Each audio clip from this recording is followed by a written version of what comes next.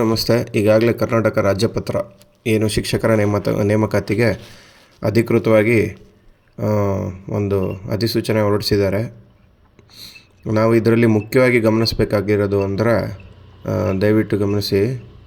ಇದರಲ್ಲಿ ಈಗ 1ರಿಂದ 5ನೇ ತರಗತಿ ಪ್ರಾಥಮಿಕ ಶಾಲಾ ಶಿಕ್ಷಕರನ್ನು ತಗೋತಾ ಇದ್ದಾರೆ. ಅದೇ ರೀತಿ 6ರಿಂದ 8 ಪ್ರಾಥಮಿಕ ಶಾಲಾ ಶಿಕ್ಷಕರು, ಜೊತೆಗೆ ಫಿಸಿಕಲ್ ಎಜುಕೇಷನ್ ಟೀಚರ್ನ ತಗೋತಾ ಇದ್ದಾರೆ ಮತ್ತು ಕಂಪ್ಯೂಟರ್ ಟೀಚರ್ನೂ ತಗೋತಾ ಇದ್ದಾರೆ 1ರಿಂದ 8ಕ್ಕೆ. ಜೊತೆಗೆ ಹೈಸ್ಕೂಲು ಕೂಡ. ಹೈಸ್ಕೂಲ್ನ ಅವರು ಮೆನ್ಷನ್ ಮಾಡಿಲ್ಲ 9, 10, 11, 12 ಈ ರೀತಿಯಾಗಿ, ಬಟ್ ಅದು ಮುಂದಿನ ದಿನಗಳಲ್ಲಿ ನೋಡಬೇಕಾಗತ್ತೆ.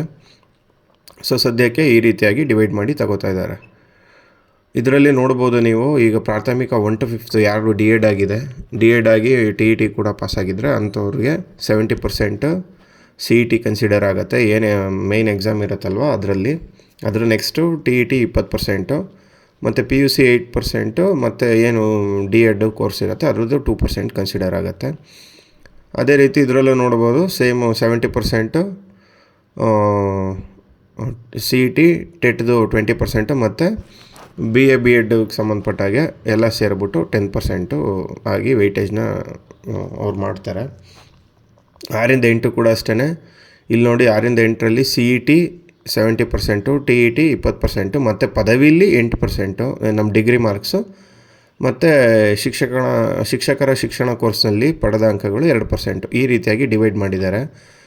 ನಾನು GPT ಟೀಚರು ಆಗಿರೋದ್ರಿಂದ ನಮ್ಮಲ್ಲಿ ಆಗ ನಾವು ಜಾಯಿನ್ ಆದಾಗ 2018 ಬ್ಯಾಚಲ್ಲಿ ಈ ರೀತಿಯಾಗಿ ಕೆಲವೊಂದಷ್ಟು ಚೇಂಜಸ್ ಆಗಿದೆ ಆಗ ಮತ್ತು ಈಗ ಹೋಲಿಸಿದ್ರೆ.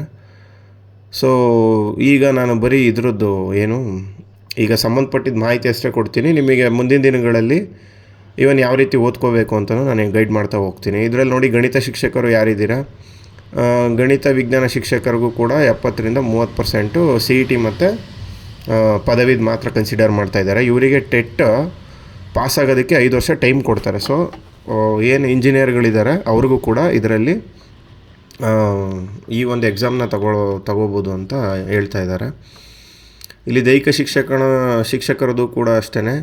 ಸ್ಪರ್ಧಾತ್ಮಕ ಅಂಕಗಳು 85 ಇರುತ್ತೆ, PUC 13% ಇರುತ್ತೆ, ಮತ್ತು ದೈಹಿಕ ಶಿಕ್ಷಣ ಏನು ಸರ್ಟಿಫಿಕೇಟ್ ಇರುತ್ತಲ್ವ, ಡಿಪ್ಲೊಮಾ ಅವ್ರು ಏನು ಮಾಡಿರ್ತಾರೆ ಅದರದ್ದು 2% ತಗೋತಾರೆ.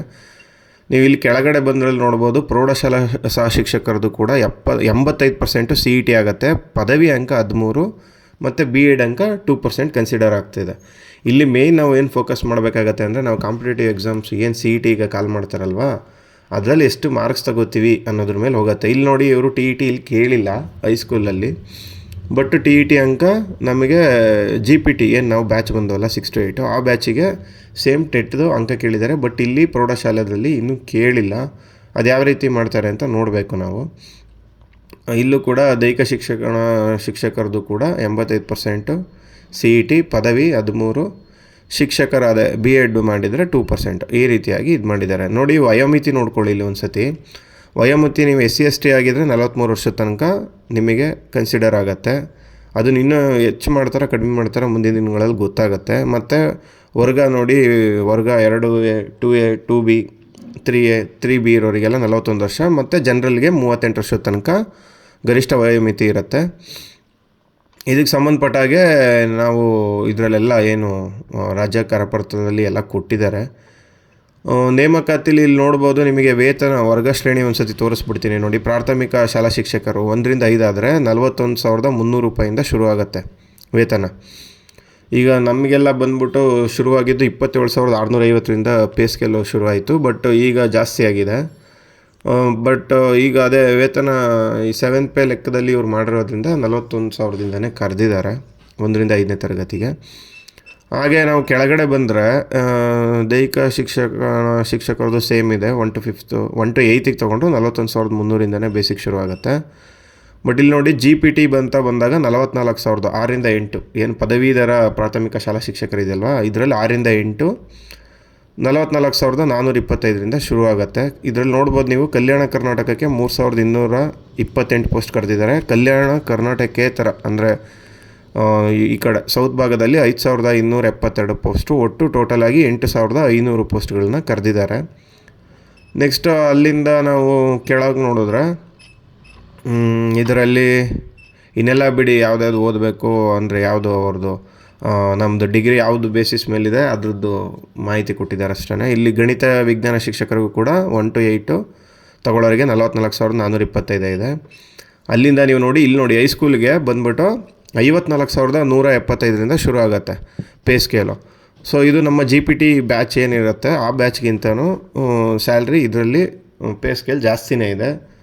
ಸೊ ನಾವು GPT ಟೀಚರ್ಸ್ ಇರೋರು ಕೂಡ ಹೈಸ್ಕೂಲ್ಗೆ ಟ್ರೈ ಮಾಡ್ಬೋದು. 2016 ಬ್ಯಾಚರ್ಗೆಲ್ಲ ಈಗಾಗಲೇ ಪೇ ಸ್ಕೇಲ್ ಇದೆ. ಹಾಗೆ ಇದನ್ನು ದಾಟಿದ್ರೆ ಬರೆಯೋರು ಬರಿಬೋದು, ಇಲ್ಲ ಅಂದರೆ ಪೇ ಸ್ಕೇಲ್ ಜಾಸ್ತಿ ಆಗಿದ್ರೆ ಬರೆಯೋದ್ರಿಂದ ಏನೂ ಉಪಯೋಗ ಇಲ್ಲ ಅಂತ ಅನ್ಕೋತೀನಿ. ಮಾಮೂಲಿ GPT 2018 ಬ್ಯಾಚ್ ಇದ್ದರೆ ಬರಿಬೋದು, ಅಂದರೆ ಪೇ ಸ್ಕೇಲು ಜಾಸ್ತಿ ಆಗುತ್ತೆ.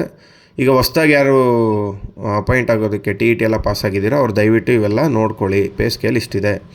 ಇದಾದಮೇಲೆ ದೈಹಿಕ ಶಿಕ್ಷಕರು ಕೂಡ ಸೇಮ್ ಗ್ರೇಡ್ 1 ಬರುತ್ತೆ. ಅವ್ರದ್ದು ಅಷ್ಟೇ ದೈಹಿಕ ಶಿಕ್ಷಣ ಐಚ್ಛಿಕ ವಿಷಯವನ್ನಾಗಿ ಆಯ್ಕೆ ಮಾಡಿಕೊಂಡಿರುವ ಪದವಿ ವಿದ್ಯಾರ್ಥಿ, ಅವರು ಫಿಸಿಕಲ್ ಎಜುಕೇಷನ್ ತೊಗೊಂಡಿರಬೇಕು, ಅಂಥವ್ರು ಮಾತ್ರ ಲೆಕ್ಕಕ್ಕೆ ತಗೋತಾರೆ. 450 ಪೋಸ್ಟ್ ಇದೆ. ಸೊ ಅವ್ರಿಗೂ ಕೂಡ ಒಂದು ಚಾನ್ಸ್ ಇದೆ ಈ ಸತಿ.